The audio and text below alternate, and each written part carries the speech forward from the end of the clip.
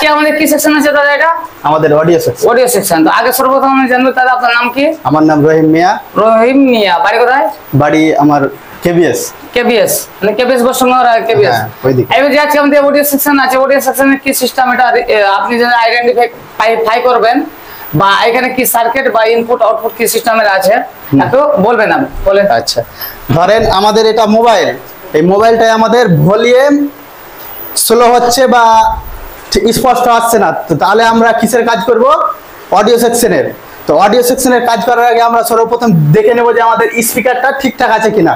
তো স্পিকার আমাদের দেখব যে দুই সাইডে বিপ করে থেকে 15 ভোল্ট যদি আসে তাহলে জানবো আমাদের স্পিকারটা ঠিক আছে। তারপরেও যদি না হয় তাহলে আমরা চলে যাব অডিও সেকশনে। অডিও সেকশনে প্রথমত আমরা দেখব যে অডিও সেকশন কোনটা। তো চেনার জন্য আমরা প্রথমত পাবো আমরা লাইন ফিল্টার কয়েল দুটো কি পাবো? Line filter coil. যদি দুটো লাইন ফিল্টার কয়েল থাকে তাহলে আমরা বুঝে নেব এটা আমাদের অডিও সেকশন।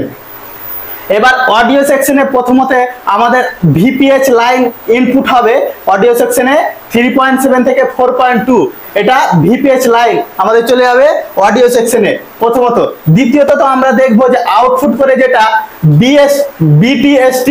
বিটিএসটি ক্যাপ যেটা রয়েছে, যেটার এক সাইডে আমরা ভোল্টেজ পাবো 5 থেকে 6 ভোল্ট আর এক সাইডে আমরা 0 পাবো, যেটা গ্রাউন্ডের সাথে যুক্ত থাকবে। যদি আসে তাহলে জানবো আমাদের অডিও সেকশন কাজ করতে শুরু করেছে। তারপরে তৃতীয়ত আমরা জানবো সিপিইউ থেকে যে আমাদের অ্যানাবেল লাইন আছে, সিপিইউ থেকে যে আমাদের অ্যানাবেল লাইন, সিপিইউ অথবা পাওয়ার আইসি থেকে দুটা থেকে যেটা থেকে হয় একটা থেকে আসবে আমাদের অ্যানাবেল লাইন। যদি আসে এটার ভোল্টেজ পাবো আমরা 1.8 ভোল্ট। সবসময় আমরা এটা দেখবো যে অন করে প্লে করে কোনো মিউজিক বা আর কিছু প্লে করে আমরা এটা দেখবো।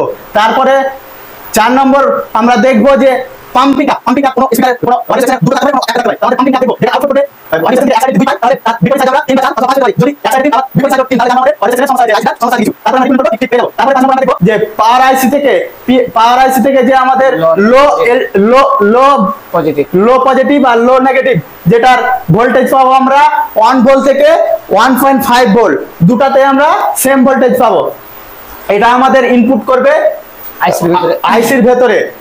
তারপরে 6 নম্বর দেখবো আমরা যদি আমাদের এই সব লাইনগুলো ঠিক থাকে তাহলে 6 নম্বর আমরা দেখবো যে লাইন ফিল্টারের মাধ্যমে ইনপুট করে আউটপুট করে লাইন ফিল্টারের মাধ্যমে আমাদের স্পিকারে যাবে, যেটার ভোল্টেজ থাকবে 1.8 থেকে 3.3 ভোল্ট। হ্যাঁ, যদি ঠিক থাকে তাহলে আমাদের স্পিকার ওকে যাবে, ভালো আছে। তারপরে যদি না বাজে তো স্পিকার দ্বিতীয় পাতার আমার সমস্যা আছে। ঠিক আছে, থ্যাংক ইউ।